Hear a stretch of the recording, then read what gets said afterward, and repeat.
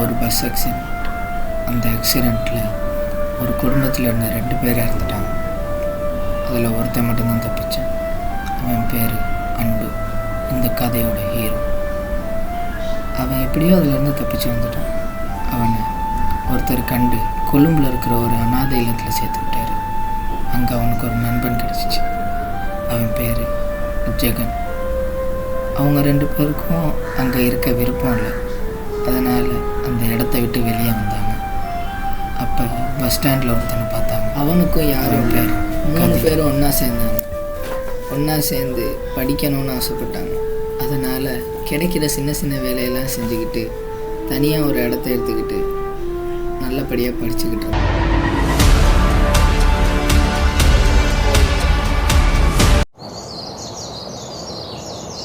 அழகான ஒரு காலை டைமில் சிட்டிஸில் இப்போ இந்த மாதிரி இடங்களை பார்க்குறதே ரொம்ப கஷ்டம்.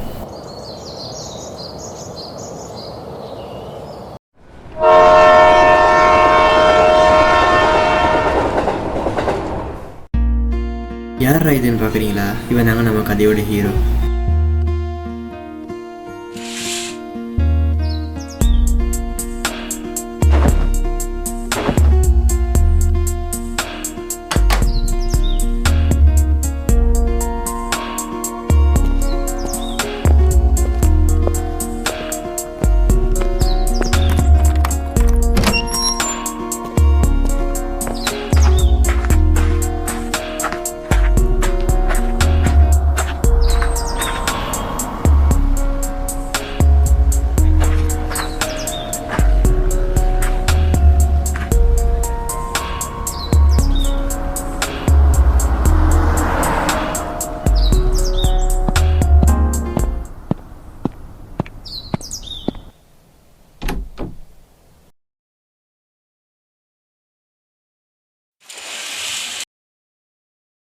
டேய் நீ கிளாஸ் இருக்கு போன ஞாபகம் இருக்கா?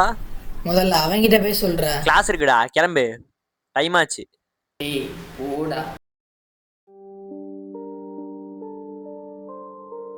டேய் ரெடி ஆயிட்டீங்களா?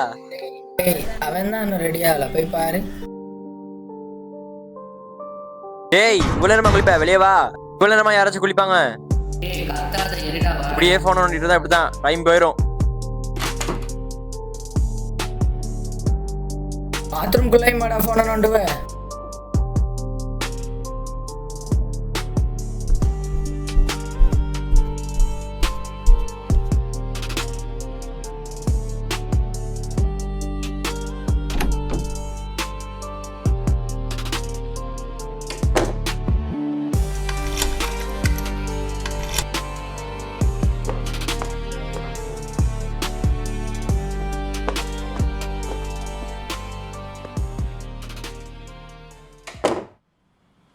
இவனால தாண்டா இன்னைக்கு நல்லா திட்டு வாங்கணும். ஆமா, இவர் அப்படியே போன் நோண்டிக்கிட்டே இருப்பாரு. லேட் ஆகாம என்ன பண்ணும்? சரி 2 பேரும் சேர்ந்து எனக்கு பாடம் எடுத்தது போதும். இவன் திருந்த மாட்டான். கீயார்கிட்ட என்கிட்ட இருந்தா நீ தானே லாக் பண்ணங்க.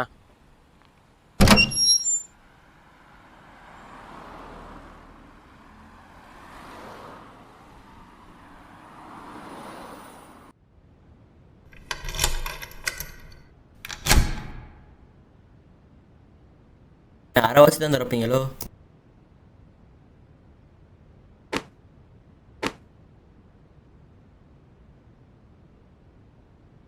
டேய் அந்த ஏசியை கொஞ்சம் போட்டுறா.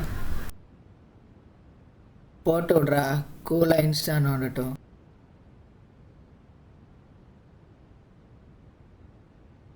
அப்புறம் கதிரே, இன்னைக்கு எத்தனை பேர்கிட்ட பேசுகிற ஐடியா? ஏய் நீ இப்போ வாங்க போகிற. உண்மையை சொன்னால் எல்லாத்துக்கும் பொழிக்கத்தான் செய்யும். டே கதிரே, நீ இன்னைக்கு ஆள்கிட்ட பேசுனியா? நான் நிம்மதியாக இருக்கிறது பொறுக்கலையாடா. உண்மையை சொல்லுடா, கேட்டாலும் இல்லைன்னு தான் சொல்லுவேன்.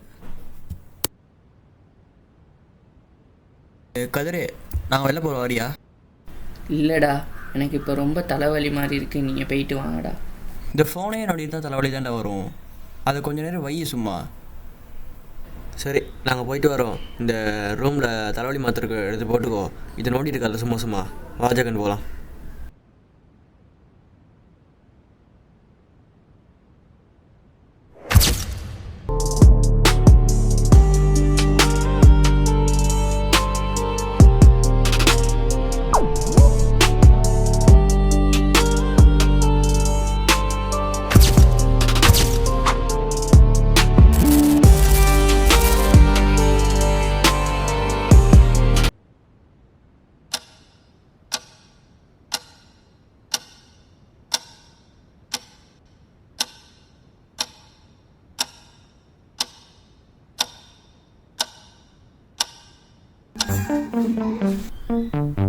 என்ன பண்ணுறீங்க?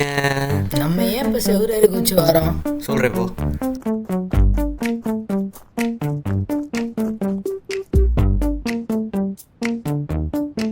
மச்சான் நீ தான் துறப்பிய, எத்தனை வீட்டில் பூந்துருப்ப துற? என்ன தேடுறியா? இப்போயே தெரியுது நீ எத்தனை வீட்டுகளில் பூந்துருப்பேன்னு. அதுதான் போகிறல்ல, மற்ற சாவியை போட்டு ட்ரை பண்ணு.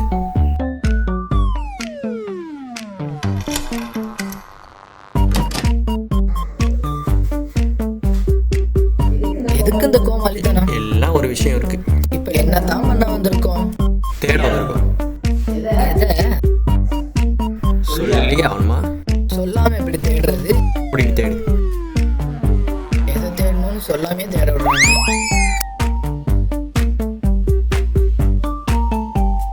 இந்த பர்ஸ் எதில் இருக்கு?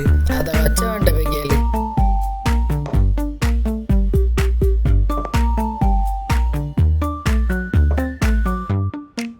இப்படி தேடக்கூடாது. யாரை பற்றி அந்த எவிடன்ஸ், ஒரு ஃபோட்டோ மாதிரி ஏதாவது எவிடன்ஸ் அந்த மாதிரி.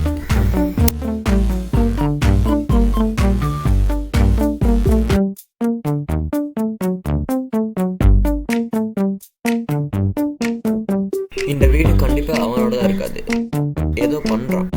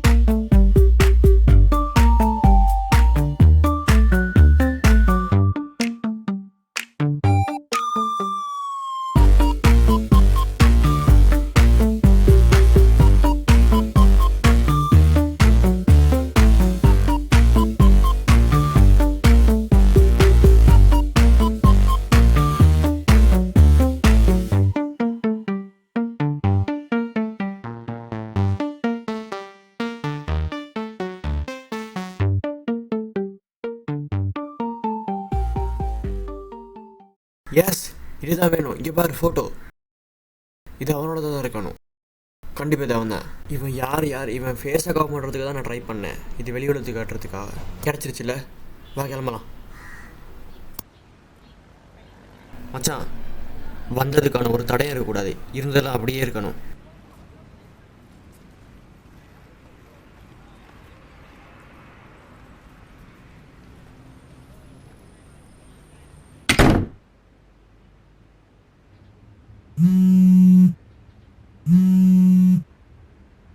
ஹலோ, சொல்லு மச்சான்.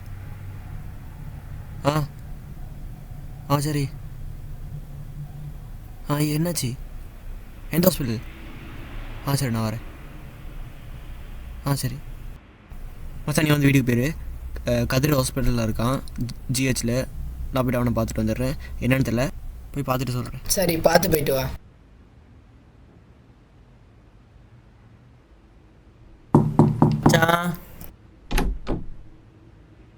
வாங்கடா, என்னடா ஆச்சு? இரு, ஃபர்ஸ்ட் அவனை உள்ளே கொண்டு போய் உட்காரப்போம்.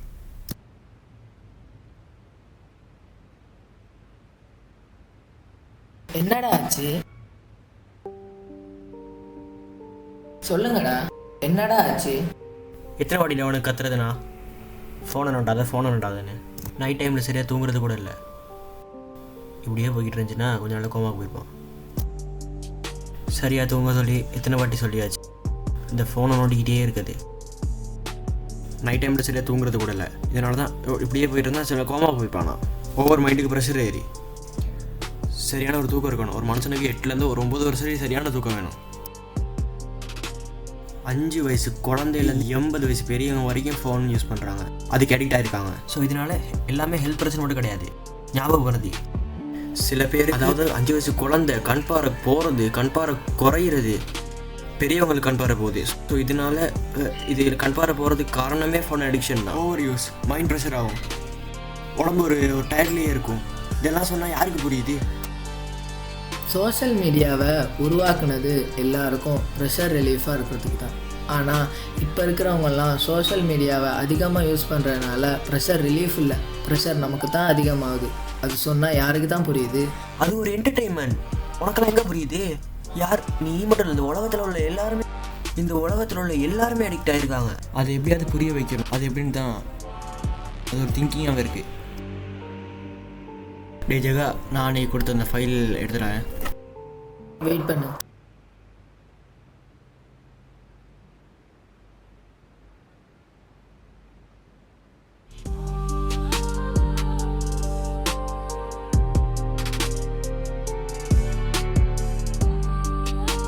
இந்தா இதை கொஞ்சம் பாரு.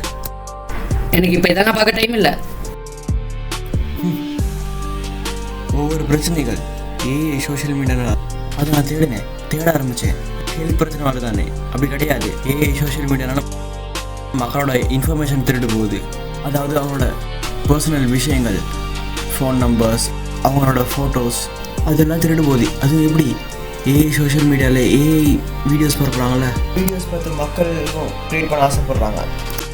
ஸோ ஏதாவது ஒரு தெரியாத வெப்சைட்டில் போய்ட்டு அவங்களோட பர்சனல் விஷயங்களை கொடுக்குறாங்க, பாஸ்வேர்ட் அந்த மாதிரி கொடுக்குறப்ப அவங்களோட பர்சனல் விஷயங்கள், ஃபோட்டோஸ், வீடியோஸ் எதுனாலும் திருடு போகுது. அதை வச்சு மிரட்டுறாங்க, த்ரெட்னிங் கால்ஸ் கொடுக்குறாங்க, கிட்ஸை கடத்துறாங்க. ஸோ அந்த மாதிரி இருக்க ஒவ்வொரு பிரச்சனையும் இது ஒன்றில் இருக்குது. நான் தேடிய எவிடன்ஸ் இதெல்லாம். இதெல்லாம் இப்போ யாரா பண்ணுறது? நான் அன்றைக்கி ரோட்டில் ஒருத்தரை பார்த்தேன், அவன் பேர் கலை. அவனை எனக்கு சின்ன வயசுன்னு தெரியும். அவன் ஏதோ சோஷியல் மீடியாவில் மக்களை ஏமாத்துற மாதிரி, அதாவது பண மோசடி பற்றி பேசிகிட்டு இருந்தான். நான் அவனை ஃபாலோ பண்ணி போனேன். அப்படி போனப்போ தான் எனக்கு அவன் வீட்டை கண்டுபிடிக்க முடிஞ்சு. அவன் அதை பற்றி பேசிகிட்டு இருக்கப்ப அவன் என்னை கவனிக்கலை.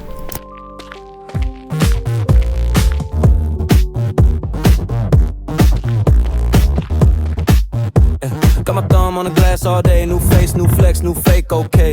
You want my time, better earn that space, cause the whole room changed in a swipe and a trace. See my ex on the story, calm, see my dog with a brand new paw. See my friends in a perfect frame, but the group chat say they all got pammed in a new part.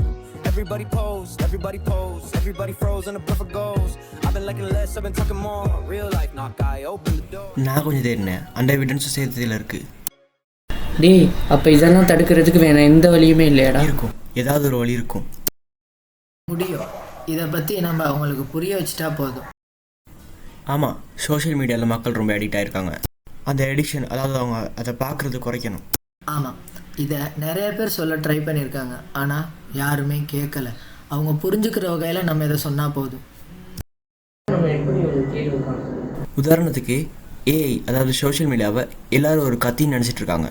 ஆனால் அதை யார் பயன்படுத்துகிறாவோ அவங்க கையில் தான் மொத்த பொறுப்பு இருக்குது. ஆனால் அது அப்படி இல்லை. கத்தி எடுத்தவன் கத்தியாலேயே சாவாங்கிறது பைபிள் சொன்னது. இப்போ ஏஐ யார் யூஸ் பண்ணுறாங்கிறது இதில் பிரச்சனை இல்லை, அது எப்படிப்பட்டதுங்கிறது தான் இங்கே என்ன பிரச்சனை. எஸ், இதுக்கெல்லாம் ஒரே ஒரு வழி. யார் இதெல்லாம் சொல்கிறா? யார் நாங்கள் சொன்னது யார் சொன்னால் கேட்பாங்களோ அவங்க சொல்ல வைக்கிறோம். இந்த சமூகத்தில் சோஷியல் மீடியா அடிக்ஷன் அதிகமாகவே காணப்படுது, சின்னவங்களது பெரியவங்க வரைக்கும். அதை நான் யூஸ் பண்ண வேணாம்னு சொல்லலை, அது ஒரு என்டர்டெயின்மெண்ட். அதை என்டர்டெயின்மெண்ட்டாகவே பாருங்கள், அடிக்ட் ஆக வேணான்னு தான் நான் சொல்கிறேன். So game is over.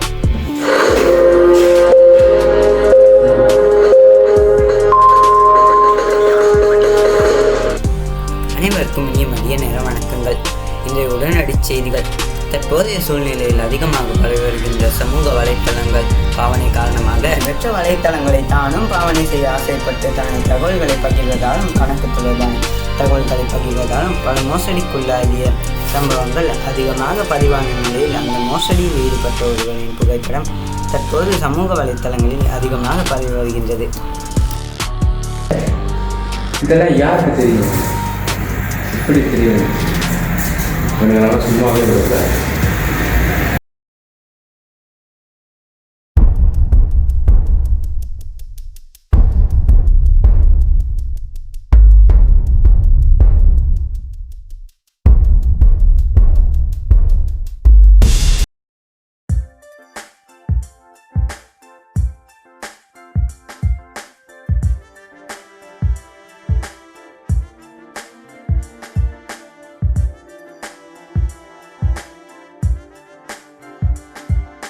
ஒன்னா சேர்ந்து சுத்துன காலம் நெஞ்சுக்குள்ள நிக்குது. ரொம்ப காலம் கழிஞ்ச பின்தான் நட்பு என்னன்னு புரியுது. காசு பணம் ஒன்றும் இல்லை, பாசம் மட்டும் குறையவில்லை. நம்ம ஃப்ரெண்ட்ஷிப் ஒன்னா நிற்க எந்த கவலையும் தேவையில்லை.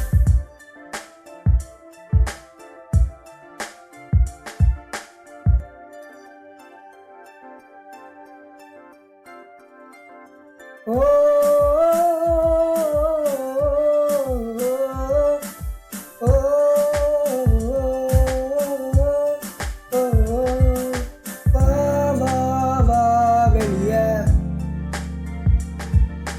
அறியாமை போகட்டும்.